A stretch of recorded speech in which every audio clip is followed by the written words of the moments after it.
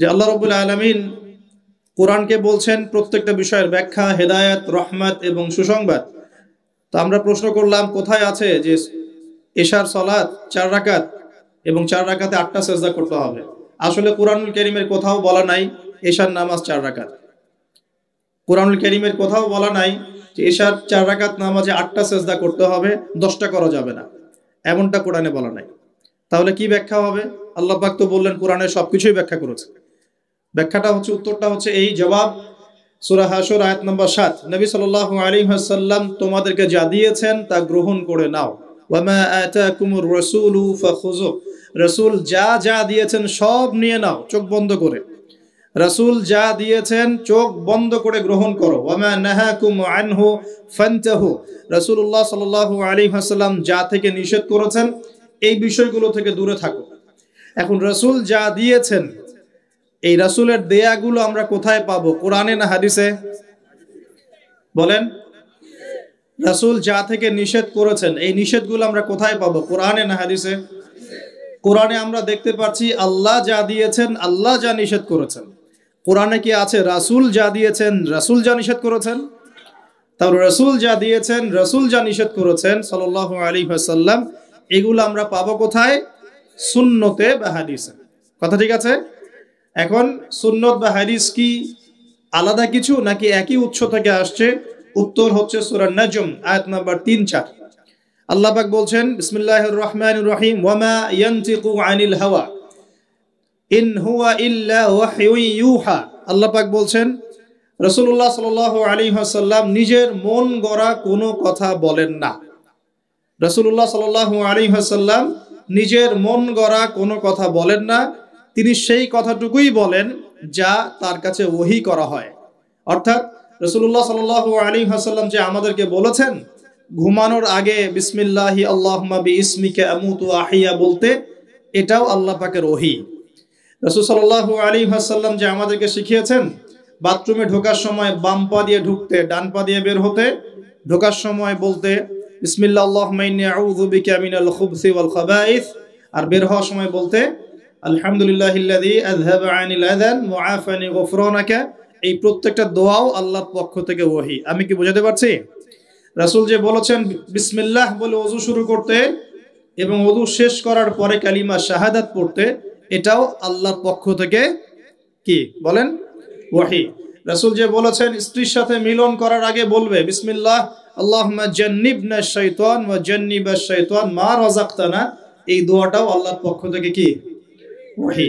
রাসূল সাল্লাল্লাহু আলাইহি ওয়াসাল্লাম যে প্রত্যেকটা কাজ ডান দিক থেকে করতে বলেছেন, এটাও আল্লাহ পাকের কি? ওহী। এরকম প্রতিটা কাজ শুধু আমাদের ব্যক্তি জীবনের আমল নয়, বরং আমাদের পারিবারিক জীবন, সামাজিক জীবন, আমাদের রাষ্ট্রীয় জীবন, আমাদের অর্থনৈতিক জীবন, প্রত্যেকটা জীবনের প্রতিটা কাজই রাসূলুল্লাহ সাল্লাল্লাহু আলাইহি ওয়াসাল্লামের সুন্নত মতো করার নামই হচ্ছে ইত্তেবায়ে সুন্নাহ, নবীর সুন্নতকে অনুসরণ করা। এবং নবীর সুন্নতকে অনুসরণ না করলে কেউ জান্নাত যেতে পারবে না। রাসূলের সুন্নতকে অনুসরণ না করলে কেউ জান্নাত যেতে পারবে না, এটাই চূড়ান্ত কথা। যার সুন্নত অনুসরণ করবে তার সাথে তার হাসর হবে। যে মেসি নেইমারের সুন্নত অনুসরণ করছে তার সাথেই তার হাসর হবে, এটাই স্বাভাবিক। আর যে রাসূলুল্লাহ সাল্লাল্লাহু আলাইহি ওয়াসাল্লামের সুন্নত ফলো করবে তার সাথেই তার হাসর হবে ইনশাআল্লাহ তাআলা। তাই রাসূলের সুপারিশ পাওয়ার এবং তার সাথে জান্নাতে থাকার একটাই অপশন, সেটা হলো নবী সাল্লাল্লাহু আলাইহি ওয়াসাল্লামের সুন্নাহ মাফিক জীবন গড়া। আইয়ামে জাহিলিয়াতের মানুষরা যে আল্লাহকে বিশ্বাস করতো না বিষয়টা এমন না। আইয়ামে জাহিলিয়াতের মানুষরা আল্লাহকে ঠিকই বিশ্বাস করত, কিন্তু আল্লাহকে পাওয়ার জন্য ওসিলা পূজা করত, মাধ্যম পূজা করত, কবর পূজা করত, কোনো ক্ষেত্রে মৃত মানুষের পূজা করত, প্রকৃতি পূজা করত, আবার কেউ ছিল নাস্তিক। এরকম ছিল আইয়ামে জাহিলিয়াত। তো আমি একটা দলিল দিচ্ছি যে আইয়ামে জাহিলিয়াতের মানুষরাও যে আল্লাহকে বিশ্বাস করত, তার সবচেয়ে বড় দলিল হচ্ছে আবু জেহেল নিজেই। আবু জেহেলের নাম শুনেছেন তো? আবু জেহেলকে এই উম্মতের কি বলা হয়? কে বলতে পারবেন? আবু জেহেলকে এই উম্মতের কি বলা হয়? ওয়াজ কি খালি শুনলেই হবে নাকি একটু ধরে রাখতে হবে? কি বলা হয়? আইয়ামে জাহিলিয়াত একটা প্রবাদ ছিল, আবু জেহেলকে বলা হতো আবুল হাকাম, মানে জ্ঞানের পিতা। কিসের পিতা? জ্ঞানের পিতা। কিন্তু ইসলাম আসার পরে যখন সে ইসলাম কবুল করে নাই, এবং সত্যকে চিনেও প্রত্যাখ্যান করেছে, তখন নবী সাল্লাল্লাহু আলাইহি ওয়াসাল্লাম বলেছিলেন আবু জেহেল হচ্ছে এই উম্মতের ফেরাউন। কে? ফেরাউনের নাম শুনেছেন কিনা? ফেরাউন কে ছিল? এই বিশ্বের সবচেয়ে প্রতাপশালী শাসক। সে কি ভালো ছিল না জালেম ছিল? ক্ষমতা চিরদিন থাকে না থাকে না? থাকে। ফেরাউনের চেয়ে শক্তিধর ওই সময়ে বিশ্বের কেউ ছিল? আজকে ফেরাউনের কোনো অস্তিত্ব আছে? আছে, তার লাশটা পড়ে আছে। তার লাশটা আছে না? 1897 সালে তার লাশটা আবিষ্কৃত হয়েছে। কত সালে? 1897 সালের দিকে তার লাশটাকে আল্লাহ পাক শুটকি বানিয়ে রেখে দিয়েছেন। কেন রেখেছেন এই দলিলটাও কোরআনে আছে। ওই যে বললাম কোরআন সবকিছুর ব্যাখ্যা করেছে। ফেরাউনের লাশ কেন সংরক্ষণ করা হয়েছে এর দলিলও কোরআনে আছে। আল্লাহ বলেছেন যাতে করে তুমি, আজ আমি তোমার এই দেহটাকে সংরক্ষণ করব যাতে করে তোমাকে পরবর্তীদের জন্য নিদর্শন রূপে রাখা যায়। তাহলে ফেরাউন কাদের জন্য নিদর্শন হয়ে আছে? ফেরাউনের পরে যারা জালেম হিসেবে আসবে এই পৃথিবীতে, সেই জালেমদের জন্য ফেরাউনের লাশটা নিদর্শন হয়ে আছে। কিন্তু মানুষ নিদর্শন গ্রহণ করতে রাজি নয়, মানুষ শিক্ষা গ্রহণ করতে রাজি নয়। ফেরাউন কি আম কোনো ব্যক্তি ছিলেন না শাসক ছিলেন? তাহলে আম ব্যক্তিদের জন্য তিনি যতটা না বড় নিদর্শন, শাসকদের জন্য বড় নিদর্শন। যারাই পৃথিবীতে শাসন ক্ষমতার বলে জুলুম করবে তাদের জন্য ফেরাউন একটা নিদর্শন হয়ে থাকবে কিয়ামত পর্যন্ত। থাকবে কিনা? লিতাকুনা লিমান খালফাকা আয়াহ, আল্লাহ বলেছেন যাতে করে তুমি পরবর্তীদের জন্য নিদর্শন হতে পারো, এই কারণে তোমার লাশটাকে আমি সংরক্ষণ করেছি। আল্লাহ পাক এটাও বলেছেন কিন্তু বেশিরভাগ মানুষই আমার নিদর্শন সম্পর্কে গাফেল। বাস্তবতা তাই নয় কি? আচ্ছা, এখন ফেরাউনদের মতো বড় বড় জালেম নাই সারা বিশ্বে? তাদের জন্য নিদর্শন না শিক্ষা না? এটা শিক্ষা। দেখুন আবু জেহেলকেও এই উম্মতের ফেরাউন বলা হতো। কেন? কারণ সে সত্যকে চিনেও প্রত্যাখ্যান করেছে। তাকে বদরের যুদ্ধে হত্যা করা হয়েছে। দুইজন ছোট ছোট কিশোর তাকে হত্যা করেছেন, দুইজন মুয়াজ।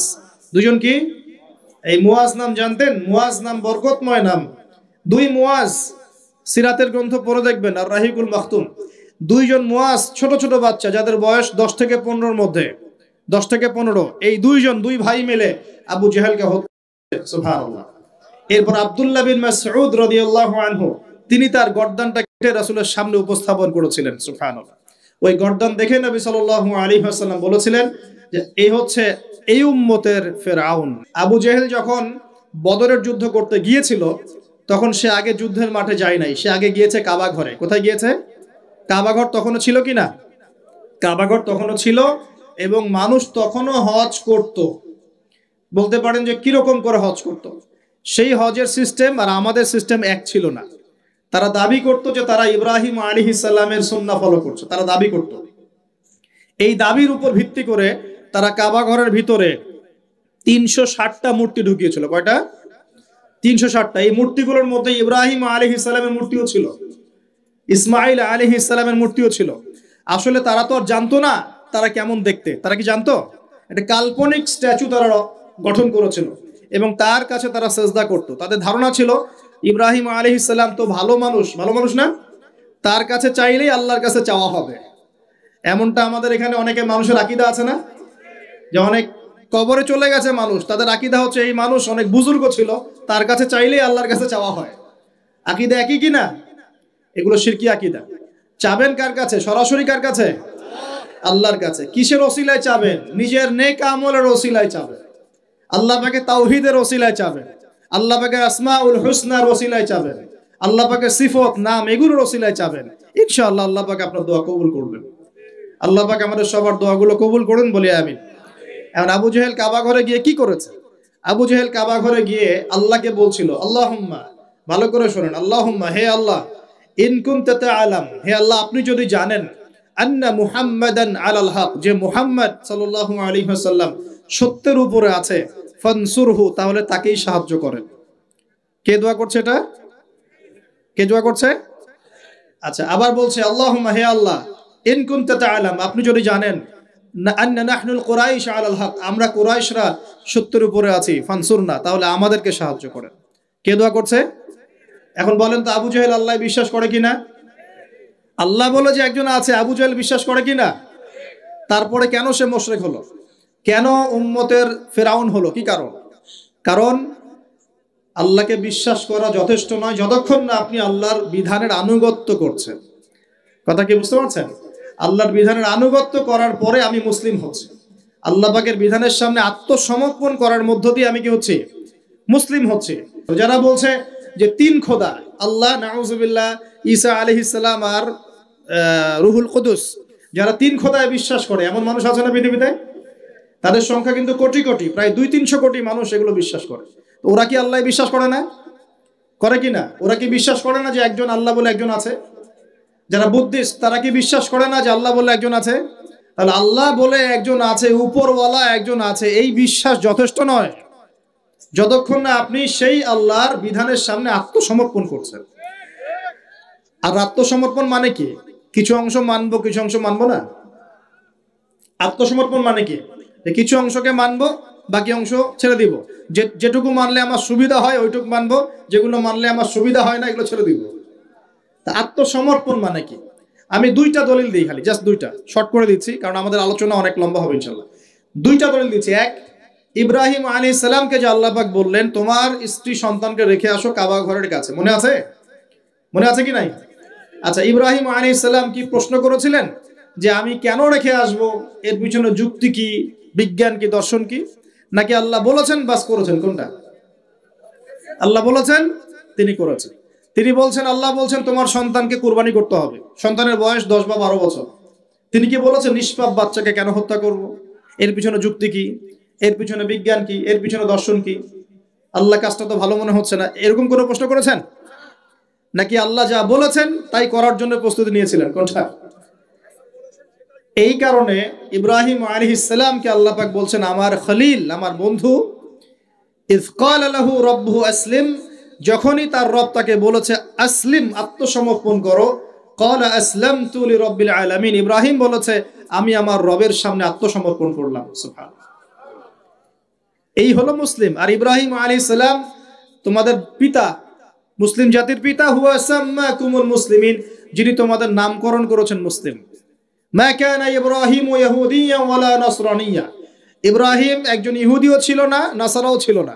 ওয়ালাকিন কানা হানিফাম মুসলিমা, তিনি ছিলেন একজন হানিফ, একনিষ্ঠ মুসলিম। তাহলে ইব্রাহিম কেমন মুসলিম ছিলেন? প্রশ্ন করা মুসলিম না আত্মসমর্পণ করা মুসলিম? এখন মুসলিমদেরকে বোঝাতে হয় নামাজের বৈজ্ঞানিক ব্যাখ্যা কি, তারপর নামাজ পড়ে। জাকাতের অর্থনৈতিক ভিত্তি কি, জাকাতের সামাজিক সুফল কি বোঝাতে হয়, তারপর জাকাত দেয়। রমজানের মেডিকেল ব্যাখ্যা কি, রোজা রাখলে শরীর কিভাবে ভালো থাকে, এগুলো বোঝানোর পর রোজা রাখে। বোঝাতে হয় যে আল্লাহ পাকের বিধান যেগুলো আছে, যেমন চোরের হাত কেটে ফেলা, হ্যাঁ, শাস্তি দেওয়া, মৃত্যুদণ্ড দেওয়া প্রকাশ্যে, এগুলো বোঝাতে হয় যেগুলোর সামাজিক পলিটিক্যাল ভিত্তি আছে, এগুলো দিলে সোশ্যালি শান্তি কায়েম হয়। বোঝানোর পরেও তারা মানতে চায় না। ইব্রাহিম আলাইহিস সালাম আল্লাহর আদেশ আসার সাথে সাথেই আত্মসমর্পণ করতেন। এই হলো মুসলিম। তাহলে ইসলাম কাকে বলে? আত্মসমর্পণ, নাকি কিছু অংশ মানবো আর কিছু অংশ মানবো না? এখন আমরা যে কিছু অংশ মানি কিছু অংশ মানি না, এটা দেখার জন্য আপনাকে রমজান মাস পর্যন্ত অপেক্ষা করতে হবে। কিরকম? রমজান মাসে দেখবেন যে নামাজ পড়লো মাশাআল্লাহ, তারাবির নামাজ, ব্যবসা করতে গিয়ে দেখবেন মাপে কম দিবে। তার মানে সে নামাজ ইবাদত বন্দেগীর জীবনে আল্লাহকে মানে ঠিকই, অর্থনৈতিক জীবনে আল্লাহকে মানে না। ওখানে তার কাছে মনে হচ্ছে আল্লাহ দেখছেন না, এখানে আমি যা ইচ্ছা তাই করতে পারবো। একজন পরেজগার ব্যক্তি, তাহাজ্জুদ গোজার, মাশাআল্লাহ, রাতে তাহাজ্জুদ পড়েন, দেখবেন অফিসে গিয়েছে, আদালতে, অন্য জায়গায় গিয়েছে, চাকরি ক্ষেত্রে, সেখানে গিয়ে টেবিলের তল দিয়ে টাকা নেওয়া শুরু করেছে। তো তার ধারণা যে এখানে আল্লাহ তাকে দেখছে না, নামাজে আল্লাহ তাকে দেখছে। আবার আমাদের দিনই বোন অনেকে রোজা রাখে, মাশাআল্লাহ, রোজা রেখেও দেখবেন সিরিয়াল দেখছে, গীবত করছে, বেপর্দা হয়ে বাইরে ঘুরছে, করছে কিনা? আবার রোজাও কিন্তু রাখছে। তার মানে তার ধারণা যে ইবাদত বন্দেগীর জীবনে আল্লাহ আমাকে, এখানে লা ইলাহা ইল্লাল্লাহ ঠিক আছে, মুহাম্মদুর রাসূলুল্লাহ ঠিক আছে, কিন্তু শরঈ পর্দার ক্ষেত্রে, অন্যান্য জীবনের অন্যান্য ক্ষেত্রে আমি লা ইলাহা ইল্লাল্লাহ মুহাম্মদুর রাসূলুল্লাহর পরোয়া করছি না। আমরা অনেক মানুষকে দেখেছি ব্যক্তিগতভাবেও এবং সোশ্যালিও, ইবাদত বন্দেগীর জীবনে পাক্কা মুসলমান, একদম কপালে সেজদার দাগ পড়ে গেছে, পায়ের মধ্যে সেজদার দাগ পড়ে আছে, ওই ব্যক্তি অর্থনৈতিক জীবনে গিয়ে পাক্কা সুদখোর, আছে কি নাই? এমন লোকের অভাব আছে? আমরা মোটামুটি অনেকেই এর মধ্যে ইনভলভ হয়ে যাই। আমরা একটা জিনিস বোঝাতে ব্যর্থ হচ্ছি, এবং এই মাহফিলের সিজনে এই একটা দাওয়াতই আমি দেওয়ার চেষ্টা করেছি, সেটা হলো নিজেকে এবং আপনাদেরকেও, যে ইসলাম আংশিক কোনো জীবন ব্যবস্থা নয়। ইসলামের মধ্যে প্রতিটা বিষয়ের হেদায়েত আছে। আমি মানতে পারি না পারি, আগে আমাকে আত্মসমর্পণ তো করতে হবে নাকি?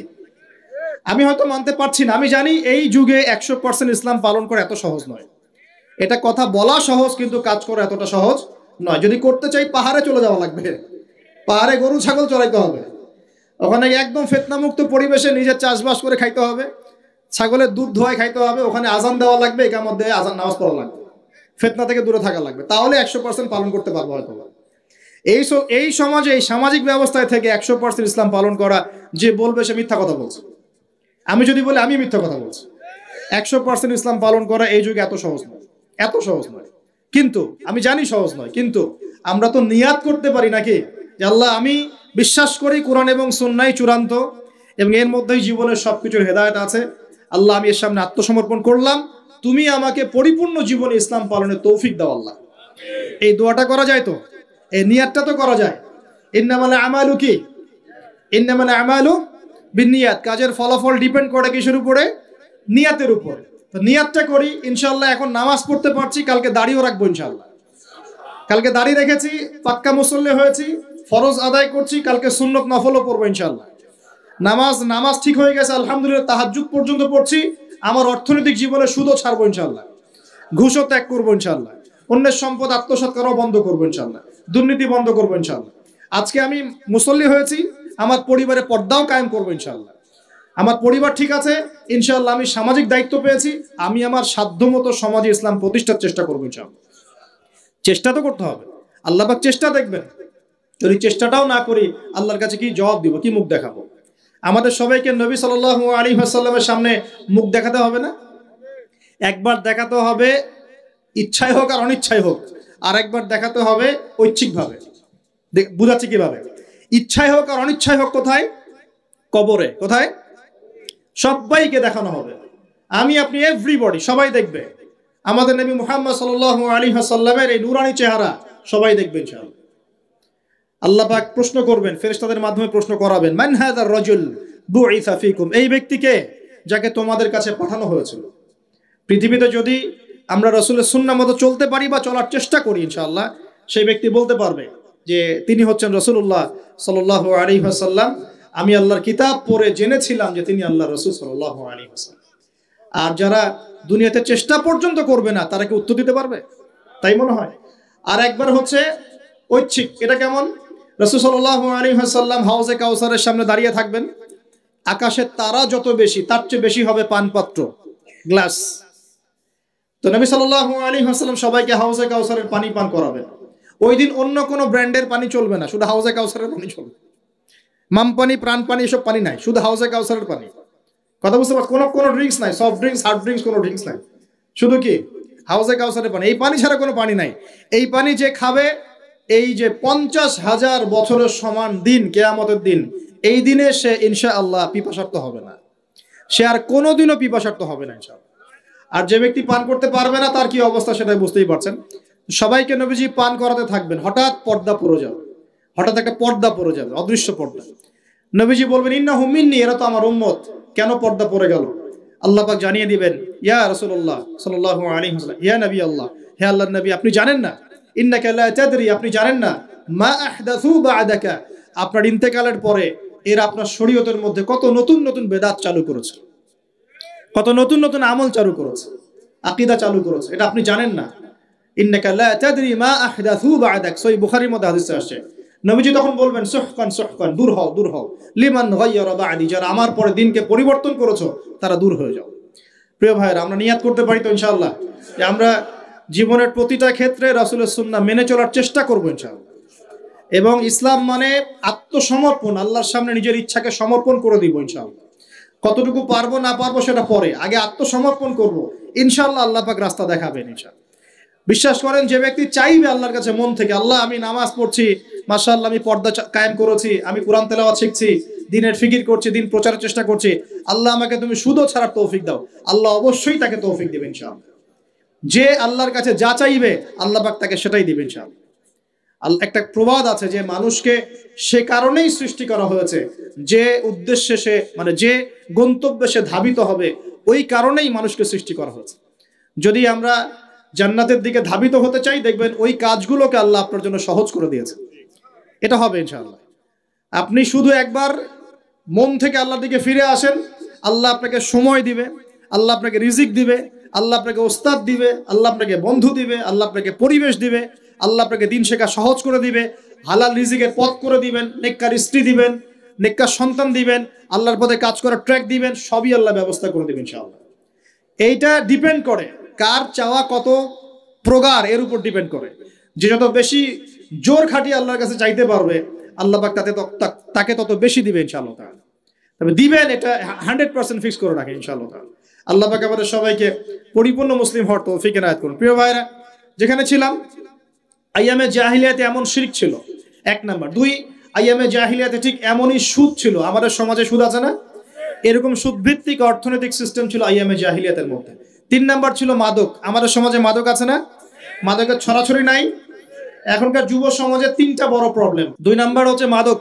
এই যে মাদকের সাথে সবাই না হলেও সমাজের একটা বড় অংশের যুব সমাজ কিন্তু আসক্ত হয়ে আছে। 3 নাম্বার হচ্ছে ফ্রি মিক্সিং, মানে নারী পুরুষের অবাধ মেলামেশা। এই সমস্যাগুলো যুব সমাজকে আজকে গ্রাস করে খাচ্ছে। এরপরে আরো কিছু প্রবলেম আছে, যেমন বেকারত্ব, হতাশা, জীবনের উদ্দেশ্য থেকে বিচ্যুত হয়ে যাওয়া, পারিবারিক চাপ, হ্যাঁ, মিউজিক, তারপরে বন্ধুদের, খারাপ বন্ধুদের পাল্লায় পড়া, সঙ্গদোষ, কিশোর গ্যাং, এরকম কিছু প্রবলেমস আছে। তবে যুবকদের সমস্ত প্রবলেমস সলভ করার জন্য আপনারা অনেক ট্র্যাক দেখাতে পারেন। আমি আমার জায়গা থেকে মাত্র 2টা সলিউশন দেব। কয়টা ভাই? এই 2টার উপর আমল করেন। 40 দিন আমল করবেন। কয়দিন? প্রেসক্রিপশন করছি, মাত্র 40 দিন। যদি 40 দিন আমল করার পরে যুব সমাজ এখান থেকে বের না হতে পারে, তারপরে আমার সাথে যোগাযোগ করেন, আমার কথা বলেন যে ভাই আপনার কথা কাজ হয় নাই, এটা বলে দেখেন। লক্ষ লক্ষ যুবকের জীবন এভাবে চেঞ্জ হয়েছে, লক্ষ লক্ষ, 1টা 2টা না। ইনশাল্লাহ আপনারটাও হবে ইনশাল্লাহ। লক্ষ লক্ষ যুবকের জীবন পরিবর্তন হয়েছে এবং এমন এমন জায়গায় গিয়ে এই কথাগুলো পড়ছে, আমিও জানি না কোথায় গিয়ে কথাগুলো পড়ছে। যেমন আজকে যে এয়ারে আসছিলাম, বাংলাদেশের একটা বড় কোম্পানির একজন এমডি আমারই হয়তো পাশে বসেছিল, আমি চিনতে পারি নাই, সে আমাকে চিনেছে। নামার সময় আমাকে বলছে যে আপনি আমার কার্ডটা রাখেন, কোনো একদিন হয়তো আমি আপনার কাজে আসতে পারি। তা আমি তার কার্ডটা রেখে দিয়েছি। তিনি বলছেন যে আপনার লেকচার শুনে আমি 3টা কাজ করেছি। 1, হজ ফরজ হয়েছিল আমার উপরে, হজ করেছি। 2, আমি বড় একটা সুদী কোম্পানির মধ্যে ছিলাম, আমি সুদের সমস্ত সম্পদ দান করে দিয়েছি। সুদ তো ছেড়ে দিয়েছি, সুদের সমস্ত সম্পদও দান করে দিয়েছি। আর 3 নাম্বার, নামাজে গাফেল ছিলাম, নামাজ ধরেছি। তো আমি কিন্তু তাকে চিনিও না এবং তিনি কত বড় কোন কোম্পানির এমডি তাও জানি না। এরকম নিঃসন্দেহে এই কথাগুলো লক্ষ লক্ষ কোটি কোটি মানুষের কলিজার মধ্যে আসার করবে ইনশাআল্লাহ তাআলা। আমি জাস্ট 2টা সলিউশন বলবো, অনেক বেশি কথা বলবো না। প্রিয় যুবক ভাই, আপনার সলিউশন এই বেকারত্ব, মাদক, মেয়ের প্রতি আসক্তি, হ্যাঁ, হতাশা, চাকরি না পাওয়া, এই যে ব্যাপারগুলো, পারিবারিক চাপ, হ্যাঁ, তারপরে আপনি মাঝে মাঝে হয়তো একটু এগ্রেসিভলি একটু গুন্ডাগার্দি করছেন, নাউজুবিল্লাহ, এই যে প্রবলেমসগুলো, এগুলো সলভ আপনাকে 2টো জিনিস করবে। 1, আপনি জাস্ট 5টা ওয়াক্ত নামাজ জামাতে পড়ার চেষ্টা করবেন। একটা 5 ওয়াক্ত মানে 5 ওয়াক্তই, মানে আপনাকে ফজরে উঠতে হবে, এশার নামাজও পড়তে হবে। ফজরে উঠতে হলে যদি আপনাকে সারা রাত জেগে থাকতে হয় তাহলে জেগে থাকবেন, যদি আর্লি ঘুমাতে হয় তাহলে আর্লি ঘুমাবেন। 2টা সলিউশন। মানে এখন তো অনেকেই রাত চলে যায় 3টা, 3:30, 4টা পর্যন্ত জেগে থাকে, কারণ এখন তো দিন রাত হয়ে গেছে, রাত দিন হয়ে গেছে, তাই না? এটা ক্ষেত্র বিশেষে জায়েজ হতে পারে, কিন্তু সবসময় এটা করা যাবে না। যেমন রমজান মাস, দেখা যায় রাতের বেলা অনেকে ইবাদত করে না, একবারে ফজরের নামাজ পড়ে হয়তো জিকির আজকার তেলাওয়াত করে মানুষ ঘুমায়, এটা আলাদা বিষয়, কিন্তু সারা জীবন তো এই কাজটা করা যাবে না, যাবে? তো আর্লি ঘুমানোর চেষ্টা করা ভালো। যদি না পারেন, যদি আপনার রাত জাগতেই হয়, তাহলে ফজরের নামাজটা পড়ে অ্যাটলিস্ট ঘুমাবেন, ঠিক আছে? 1 নাম্বার, 5 ওয়াক্ত নামাজ জামাতে। যদি জামাত না পান বাসায়, যদি জামাত না পান তাহলে পরবর্তীতে কাউকে নিয়ে জামাত করে নেবেন। একবারই পান নাই, ঘুমিয়েছিলেন, কোনো সফরও ছিলেন বা ইত্যাদি, আপনি একা হলেও পড়ে নেবেন। 5 ওয়াক্ত নামাজ ছাড়বেন না, ওয়াদা করেন আজকে 5 ওয়াক্ত নামাজ কেউ ছাড়বেন না, ওয়াদা করেন। আল্লাহ পাক কবুল করুন, বলি আমিন।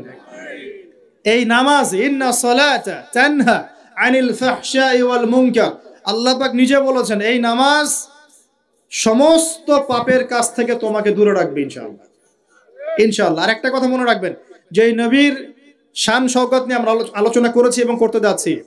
রাসূলুল্লাহ সাল্লাল্লাহু আলাইহি ওয়াসাল্লাম মুমূর্ষু অবস্থায়, একদম মুমূর্ষু অবস্থায়, উম্মতের জন্য যে নসিহতগুলো করেছেন তার মধ্যে একটা হচ্ছে as-salat ওয়া মা মালাকাত আইমানুকুম, নামাজের ব্যাপারে যত্নবান হয়েও এবং তোমাদের অধীনস্থদের ব্যাপারে যত্নবান হয়েও। এই দুটা কথা।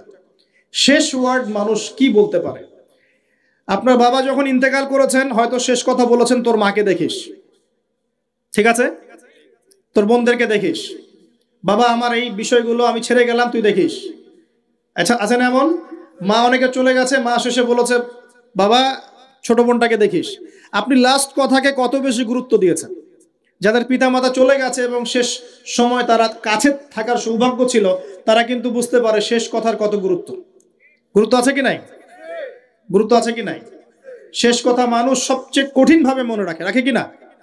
নবী সাল্লাল্লাহু আলাইহি ওয়াসাল্লাম আমাদের সবার নেতা, আমাদের নবী, আমাদের আদর্শ, আমাদের সবচেয়ে উসওয়াতুল হাসানা, যাকে আল্লাহ পাক এই পুরো রাহমাতুল লিল আলামিন হিসেবে সৃষ্টি করেছেন।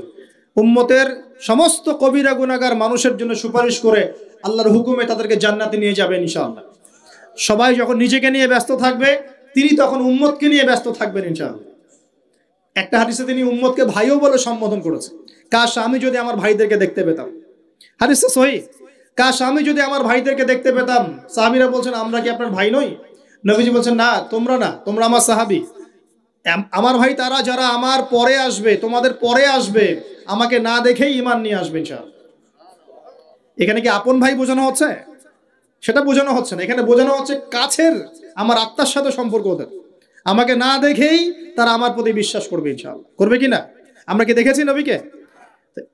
এই মহান ব্যক্তিত্ব জীবনের শেষের দিকে আমাদেরকে নসিহত করেছেন as-salat, নামাজ ধরে রাখো। বসেন। ওয়া মা মালাকাত আইমানুকুম, এবং তোমাদের অধীনস্থদের ব্যাপারে সতর্ক থাকো। অধীনস্থ মানে কি বলেন দেখি? আপনার স্ত্রী আপনার অধীনে থাকে? সন্তান সন্ততি অধীনে থাকে না? থাকে। কোন ক্ষেত্রে পিতা মাতাও কি আমাদের অধীনে থাকে না? মানে আমরা আর্ন করতে পারি, পিতা মাতা আর্ন করতে পারেন, উপার্জন করতে পারে না। পিতা মাতাকে চালানো লাগে না আপনাদেরকে অনেক সময়, হয় কি না? অধীনস্থ মানে আপনার আন্ডারে যে মানুষরা আছে, এই মানুষদের ব্যাপারে, তাদের হকের ব্যাপারে সতর্ক থাকবে। কে বলেছেন এটা? আচ্ছা, এখান থেকে নামাজের গুরুত্ব বুঝতে পারলাম কি? যুব সমাজের সলিউশন 1 নাম্বার, 5 ওয়াক্ত নামাজ জামাতে পড়ার চেষ্টা করবেন। আল্লাহ পাক তৌফিক ইনায়াত করুন, বলি আমিন। 2 নাম্বারটা হচ্ছে, আমার সামনে একটা কিতাব আছে, কিতাবটার নাম কি?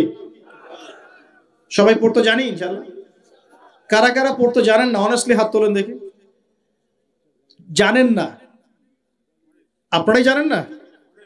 আচ্ছা ঠিক আছে, বসেন, শরমের কিছু নাই। যারা জানেন না ওয়াদা করেন যে আগামী রমজান মাসে, এই রমজান মাসের মধ্যেই কোরআন তেলাওয়াত করা শিখবো ইনশাআল্লাহ। বাঙালি একটা আবেগী জাতি। ওই যে বলি ইস্যু পাগল, মাঝে মাঝে ট্রল করে আর মাঝে মাঝে আবেগে ভাসে। আমাকে বলেন দেখি, আল কোরআনের আলো ঘরে ঘরে জ্বালো, এই স্লোগান তুললেই বাংলার জমিনে একদম ইসলাম কায়েম হয়ে যাবে? কখন ইসলাম কায়েম হবে? যখন আল কোরআনের আলো ঘরে ঘরে জ্বলবে। কখন? যখন প্রত্যেকটা ঘরে ঘরে একটা করে কোরআনওয়ালা মানুষ থাকবে। প্রত্যেক ঘরে ঘরে কি একটা করে হাফেজ আছে? তৈরি করার চ্যালেঞ্জ গ্রহণ করতে হবে। বাংলার প্রতি ঘরে ঘরে একটা করে হাফেজ তৈরি হবে ইনশাআল্লাহ। এটা করলে কি আপনাকে সরকার বাধা দিবে? আপনার নিয়াত করে যদি আপনি সন্তানকে হাফেজ বানান, কেউ বাধা দিবে? কেউ চাপ দিবে? আমরা তো চতুর মুসলিম। কেমন চতুর মুসলিম? আমরা আমাদের সন্তানদের মধ্যে যারা বেশি ট্যালেন্টেড ওদেরকে দিব আগে জেনারেল লাইনে, আর যার একটু মাথা কম তাকে আমরা পাঠায় দিই মাদ্রাসায়, পাঠায় দিয়ে যে আবাসিকে রেখে দিই, থাকতো এখানে, ওকে এখানে পিটাই সোজা করবে। আপনাদের কি মনে হয় যে কোরআন সুন্নাহর জ্ঞানটা অর্জন করার জন্য মাথায় ঘেলুর দরকার নাই? এমনটা মনে হয়? কোরআন এবং সুন্নাহর জ্ঞান অর্জন করতে সবচেয়ে বেশি প্রজ্ঞা লাগে, সবচেয়ে বেশি মাথা কাটাতে হয়। সবচেয়ে ট্যালেন্টেড ছেলেটাকে দেয়া লাগতো কোরআন। আমরা উল্টা চলি। এই কারণে দেখা যায় যে কোরআন সুন্নাহ হাতে নিয়েও আমরা এখন ওয়ার্ল্ড অ্যাফেয়ার্সকে ডিল করতে পারছি না, আমরা ওয়ার্ল্ডকে চ্যালেঞ্জ করতে পারছি না। কেন? আল্লাহ রাব্বুল আলামিন আমাদের সবাইকে কোরআন শেখার তৌফিক দান করুন। আল কোরআনের আলো ঘরে ঘরে জ্বলবে তখনই যখন ইনশাআল্লাহ তাআলা আপনাদের প্রত্যেকের ঘরে একটা করে কোরআনওয়ালা মানুষ তৈরি হবে ইনশাআল্লাহ। পারা যাবে তো ইনশাআল্লাহ? নাকি কোরআন সুন্নাহ খালি আলেম ওলামাদের চর্চা করেই হবে? আপনাদের পড়ারও দরকার নাই, জানারও দরকার নাই, বোঝারও দরকার নাই। কোনটা? ব্যাপারটা কি এমন? কোরআন কি শুধু আল্লাহ পাক আলেমদের জন্য পাঠিয়েছেন, নাকি শুধু মুসলিমদের জন্য পাঠিয়েছেন, না পুরো মানব জাতির জন্য? পুরো মানব জাতির জন্য আল্লাহ কোরআন পাঠিয়েছেন। ওয়াদা করা যাবে ইনশাল্লাহ যুব সমাজ? ইনশাআল্লাহ আমরা কোরআন তেলাওয়াত তো শিখবই, অর্থ বুঝবো ইনশাল্লাহ। রাজি আছি ইনশাল্লাহ? এই রমজান মাসে আল কোরআন এক খতম দিবেন ইনশাল্লাহ। প্রত্যেকদিন এক পারা করে তেলাওয়াত করার চেষ্টা করবেন, আল্লাহ তৌফিক দান করুন বলিয়া। আর যারা আমরা তেলাওয়াত করতে পারি, আমরা চেষ্টা করব আলিফ লাম মিম থেকে একদম মিনাল জিন্নাতি ওয়ান নাস পর্যন্ত অর্থ সহ পড়ার জন্য। পারবো তো ইনশাআল্লাহ? আল্লাহ তৌফিক দান করুন বলি আমিন। যেটা বলছিলাম, আইয়ামে জাহিলিয়াতে এই প্রবলেমসগুলো ছিল। আপনাকে আমি আস্তে আস্তে এখন মেরাজের দিকে নিয়ে যাচ্ছি। আইয়ামে জাহিলিয়াতের প্রবলেমস কি বললাম? 1 নাম্বার কি ছিল ভাই? শিরকের পাপ। 2 নাম্বার বলেন আমার সাথে, রিবা মানে সুদ। 3 নাম্বার মাদক, যেটা আমাদের সমাজে আছে কি নাই? 4 নাম্বার হচ্ছে মেয়েদের অবমাননা। মেয়ে নারী জাতিকে সেখানে খুব একটা মূল্যায়ন করা হতো না। আপনাদের কি মনে হয় এখন খুব মূল্যায়ন করা হয়? এখন খুব মূল্যায়ন করা হয় না? এখন মূল্যায়ন করা হয় ঠিকই, কিন্তু তাদের দেহটাকে কিসে মূল্যায়ন করা হয়? এই দেহটাকেই মূল্যায়ন করা হয়। তাদের ডিগনিটি, তাদের সম্মানকে মূল্যায়ন করা হচ্ছে না। আমরা কত বড় ভণ্ড দেখবেন। নারী অধিকারের কথা বলি, কিন্তু এগুলোকে বন্ধ করি নাই। আমরা যদি সত্যি তাদেরকে ভালোবেসে থাকি, তারা যদি আমাদের সমাজের অংশ হয়, আমাদেরই কারো মা, কারো বোন, কারো আত্মীয় হয়ে থাকে, তাহলে আমরা কি আমাদের অর্থ দিয়ে তাদেরকে কর্মসংস্থানের ব্যবস্থা করে দিতে পারতাম না? কয়জন এই কাজটা করেছে? কয়জন এই কাজটা করেছে বা করার হিম্মত দেখাচ্ছে? ওদেরকে রেখেও দিবে, তাদেরকে ভোগও করবে, করে আবার ওদের অধিকারের আন্দোলনও করবে। কত বড় ভণ্ড জাতি চিন্তা করবে। আমরা একটু নিয়াত করতে পারি তো, আমরা আমাদের অর্থ সম্পদ থেকে আমরা প্রয়োজনে আমাদের পলিটিক্যাল পাওয়ার কাজে লাগিয়ে, আমাদের এখানে যারা অনেস্ট মেম্বার, চেয়ারম্যান, এমপি সাহেব থাকবেন, তাদের পলিটিক্যাল পাওয়ারটাকে কাজে লাগিয়ে আমরা আমাদের এলাকাগুলোর মধ্যে সমস্ত অনৈতিক কাজগুলো বন্ধ করে দিব ইনশাআল্লাহ। এবং ওইকে আমরা ভালো কোনো কর্মসংস্থানের ব্যবস্থা করে দিব। দেখবেন কোনোদিনও শেষের ছাই এই পথে পা বাড়াবে না ইনশাআল্লাহ। কোনো মেয়ের কি এই কাজ করতে ভালো লাগে আপনার মনে হয়? কোনো মেয়ে চায় না যে সম্মান বিক্রি করে খেতে হবে, হয়তো পেটের দায়ে বা সামাজিক অন্ধকার জগতে পা বাড়িয়ে দালালের খপ্পরে পড়ে, বা এই যে নারী লিপসু কিছু পুরুষ মানুষের খপ্পরে পড়ে এই পথে চলে গেছে। এরা যদি আমাদের আত্মীয় হতো, আমাদের বংশের কেউ হতো, আমাদের কারো মা, কারো বোন, কারো স্ত্রী হতো, তাহলে কি আমরা সমাজে মুখ দেখাতে পারতাম? আমরা কি পশ্চিমা হয়ে গেলাম নাকি? পশ্চিমাদের সমাজে এগুলো জায়েজ। পশ্চিমা সমাজে একটা মানুষ, একটা ছেলে বিয়ের আগে 15-20টা মেয়ের সাথে, জানেন এগুলা? রিপোর্ট দেখেন, পশ্চিমা সমাজে প্রতি 6 মিনিটে একটা করে মেয়ে ধর্ষিত হয়। ফ্রি মিক্সিং ওখানে জায়েজ। $92 বিলিয়ন ব্যবসা করে এক বছরে। তারা রিসার্চ করে দেখেন, 1150 বছর, 1200 বছর এই বিশ্বটাকে মুসলিমরা শাসন করেছে। ইতিহাস পড়ে দেখেন না একটু। রাসূল সাল্লাল্লাহু আলাইহি ওয়াসাল্লামের নবুয়ত থেকে নিয়ে, এই যে মক্কা বিজয় থেকে নিয়ে প্রায় 1100-1200 বছর এই বিশ্বটাকে শাসন করেছে মুসলিমরা। এই ইতিহাসগুলো মুসলিম যুবকদেরকে কারা শেখাবে, কারা বলবে, কে মনে করাই দিবে? বিগত 100 বছরে আজকে আমাদের এই অবস্থা হয়েছে। কেন হয়েছে? এই যে বললাম, আমরা তাওহীদ থেকে সরে আসছি, সুন্নত থেকে সরে আসছি, আমরা এখন মাদকের পিছনে ছুটছি, আমরা নামাজ ছেড়ে দিয়েছি, কোরআন ছেড়ে দিয়েছি। এই যে দেখেন কতজন মানুষ হাত তুললো যে কোরআন পড়তে পারে না। অথচ সাহাবীদের যুগে মনে হয় মশাল নিয়ে একজনকে খুঁজে পাওয়া যাবে না যে কোরআন পড়তে পারে না। ওই যে আপনার আন্দালুসের একটা ঘটনা আছে, বাদশাহ মেয়ের বিয়ে দিবে, এখন সবাইকে বলেছে যে আমি মেয়ের বিয়ে দিব, ছেলে খুঁজতেছি। এখন আমি চাই যে একজন হাফেজে কোরআন ছেলের সাথে আমার মেয়ের বিয়ে দিব। যাদের ঘরে হাফেজে কোরআন ছেলে আছে সবাই রাত্রেবেলা মশাল জ্বালাবে, একটা করে মশাল জ্বালিয়ে রাখবে। এখন বাচ্চা রাতের বেলা গভীর রাতে এই টাওয়ারের উপর উঠেছে, উঠে দেখে তার রাজ্যের প্রতিটা বাসায় মশাল জ্বলছে, মানে সবাই কোরআনে হাফেজ। পরের দিন শর্ত দিল যে সবাই তো কোরআনে হাফেজ, এখন আমি কার সাথে আমার মেয়ের বিয়ে দিব? কোরআনের মুফাসসির যারা তার সাথে দিব।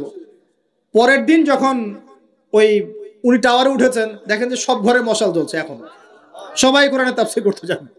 তারপর দিন আরো কঠিন শর্ত দিয়েছে যে হাদিসের উপর গবেষণা কারা করেছে, হাদিস বেত্তা কারা, এবার কোরআন হাফেজ, তাফসীর এবং হাদিস জানে কারা। এবার দেখা গেছে অর্ধেক আলো জ্বলতেছে ঘরে, পুরো দেশের অর্ধেক আলো জ্বলতেছে।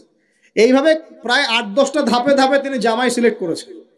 জামাই পেতে এত কষ্ট, সবাই ভালো মানুষ, এর মধ্যে ভালো কোথায় খুঁজে বের করো। তো দেখেন আমরা যে ইসলাম থেকে সরে আসছি এই কারণে আজকে বিগত 100 বছরে আমাদের এই অবস্থা হয়েছে। আল্লাহ পাক আমাকে এবং আপনাদের সবাইকে 5 ওয়াক্ত নামাজি বানায় দেন, দোয়া করি। এই নবীর সুন্নতের পাবন বানিয়ে দেন, পরিপূর্ণ ইসলাম পালনের তৌফিক দান করেন এবং পরিস্থিতি বুঝে ইসলামকে নিয়ে মধ্যম পন্থা এগিয়ে যাওয়ার তৌফিক দান করেন এবং শৈথিল্যতাবাদীও হবেন না, চরম পন্থাও যাবেন না। এই দুটো পথই খারাপ। এগ্রেসিভলি কিছু করে কোনো লাভ নেই। আর আপোষে একটা কান্ট্রির মধ্যে, রাষ্ট্রের মধ্যে আপোষে মারামারি কাটাকাটি করে কোনো ফায়দা নাই, বরং উম্মার ঐক্যটা নষ্ট হয়ে যাবে। বরং সবার জন্য শুভ কামনা রাখবেন, সবাইকে সবার জন্য দোয়া করবেন। কারো যদি ভুল হয় সেটাকে গঠনমূলকভাবে মন থেকে মহব্বত নিয়ে ধরায় দেওয়ার চেষ্টা করতে হবে। আল্লাহ রাব্বুল আলামিন আমাদের সবার মধ্যে ঐক্য দান করুন, বলি আমিন। এইরকম সমস্যায় জর্জরিত সমাজে চারটা, আরেকটা প্রবলেম ছিল গোত্রীয় হানাহানি। 5টা প্রবলেম হচ্ছে: 1 শিরক, 2 নাম্বার মাদক, 3 নাম্বার সুদ, 4 নাম্বার মেয়েদের অবমাননা, আর 5 নাম্বার হচ্ছে আপনার গোত্রীয় হানাহানি, মানে মারামারি কাটাকাটি করতো তারা। এই প্রবলেমস গুলো কি এখনকার যুগে নাই? এখনকার বিশ্বে নাই? আচ্ছা, এরকম একটা সমাজে আমাদের নবীকে আল্লাহ পাক নবী করে পাঠালেন, বলেন সুবহানাল্লাহ। এখন ওই সমাজে থেকেও কি নবীজি পাপের সাথে যুক্ত হয়েছিলেন? তিনি এইরকম পাপে নিমজ্জিত সমাজে থেকেও কোনো পাপের সাথে যুক্ত হন নাই। এবার নবী সাল্লাল্লাহু আলাইহি ওয়াসাল্লাম প্রথম ওহী প্রাপ্ত হলেন সূরা আলাকের প্রথম 5টা আয়াত। আল্লাহ পাক বলেন, ইকরা বিসমি রাব্বিকাল্লাযী খালাক, পড়ুন আপনার রবের নামে যিনি আপনাকে সৃষ্টি করেছেন। নবীজি ওহী প্রাপ্ত হয়ে বাসায় ফিরে আসলেন। বাসায় এসে খাদিজা রাদিয়াল্লাহু আনহাকে বললেন, এই ঘটনা ঘটেছে, গুহার মধ্যে ফেরেশতা একজন এসেছিলেন, আমাকে জোরে চিপে ধরেছেন, ছেড়ে দিয়েছেন, ছেড়ে বলেছেন ইকরা, আপনি পড়ুন। আমি বলেছি মা আনা বিকারি, আমি তো পড়তে জানি না। আবার চিপে ধরেছে, আবার ছেড়ে দিয়েছে, বলছে পড়ুন। নবীজি বলছেন মা আনা বিকারি, আমি তো পড়তে জানি না। আমাদের নবীজি কিন্তু পড়তে জানতেন না। আবারও বলছেন ইকরা, পড়ুন। নবীজি বলছেন মা আনা বিকারি, আমি তো পড়তে জানি না। চতুর্থবার তিনি বলছেন ইকরা বিসমি রাব্বিকাল্লাযী খালাক, খালাকাল ইনসানা মিন আলাক, ইকরা ওয়া রাব্বুকাল আকরাম আল্লাযী আল্লামা বিল কলম আল্লামাল ইনসানা মা লাম ইয়ালাম। এবার খাদিজা রাদিয়াল্লাহু আনহা তিনি মুসলিম হয়েছেন। তার চাচাতো ভাই ওয়ারাকা বিন নাফেলের কাছে নিয়ে গেছেন। তিনি বলেছেন যে হ্যাঁ, তোমার কাছে যে এসেছিল তার নাম নামুস, মানে জিবরাইল আলাইহিস সালাম। তুমি নবুয়ত পেয়েছো, এখন তোমার এলাকার মানুষ তোমাকে বের করে দিবে।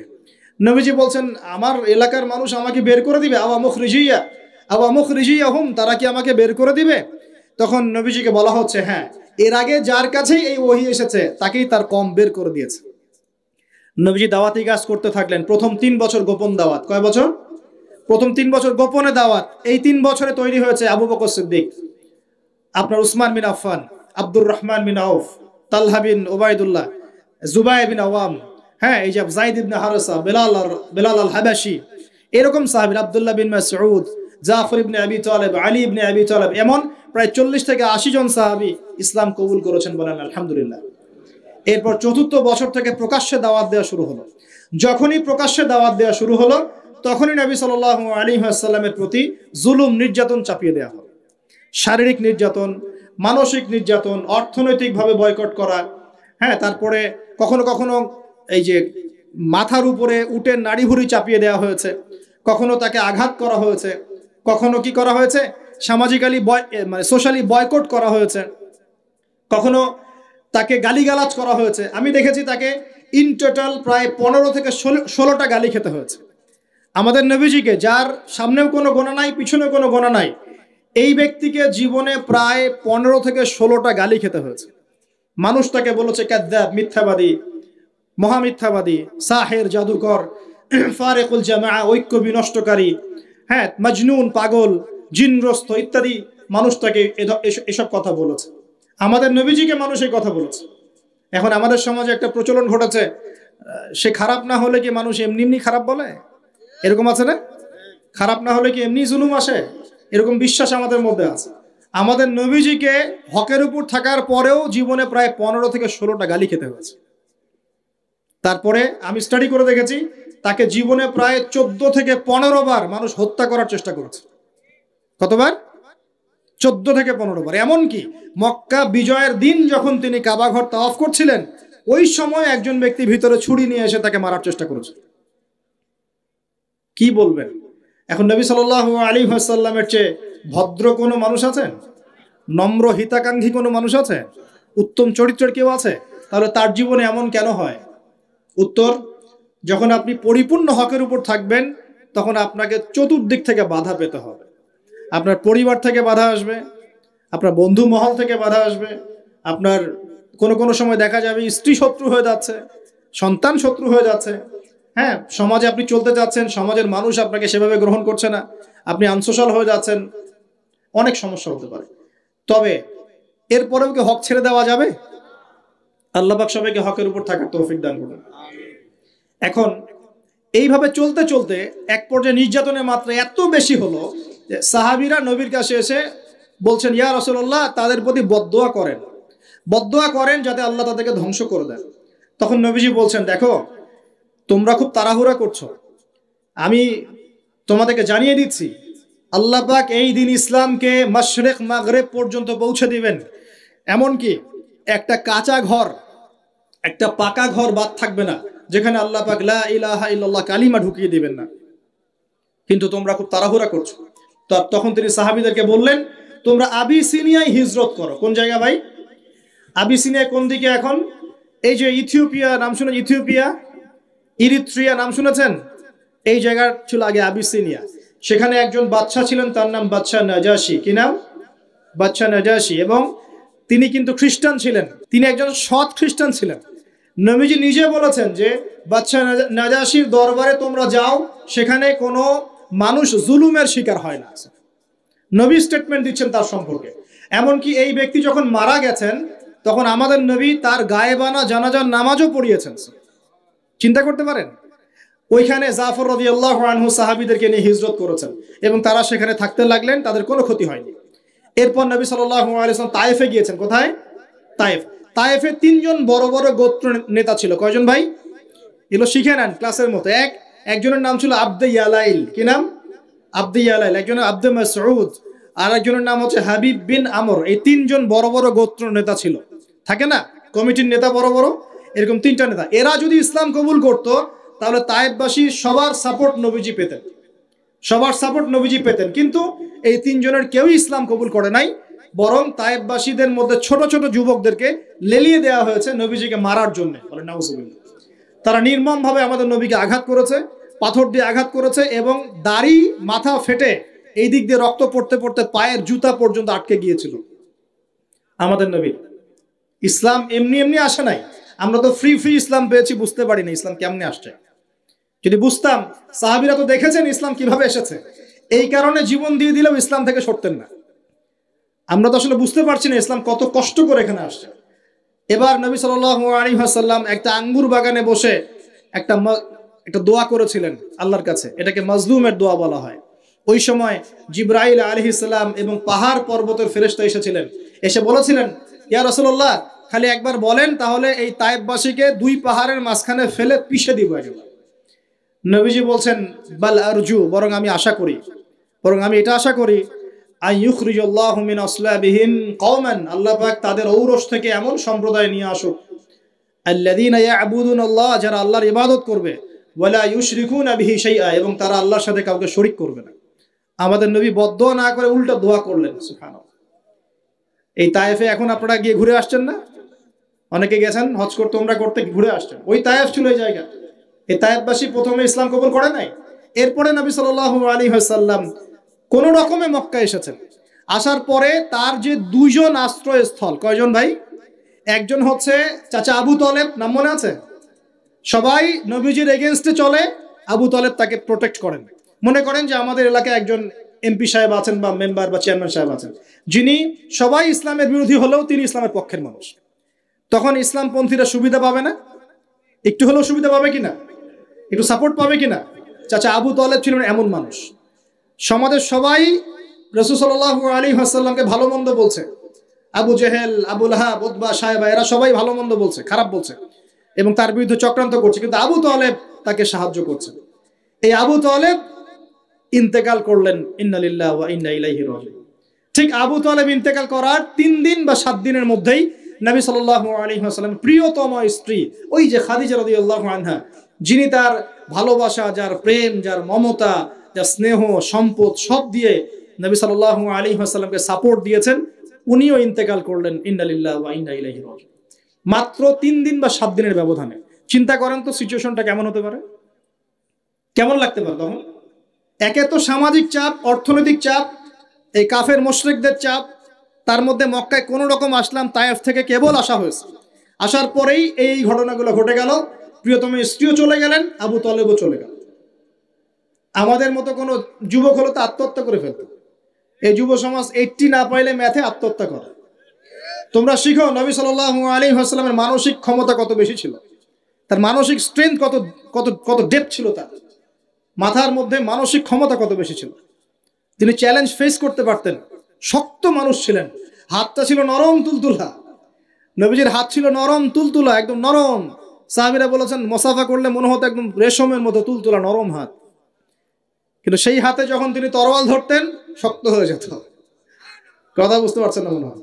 নরম হাতের অধিকারী, কিন্তু ভিতরের কলব ইমান একদম চট্টানের মতো, পাহাড়ের মতো শক্ত, মানসিক ক্ষমতা পাহাড়ের মতো শক্ত।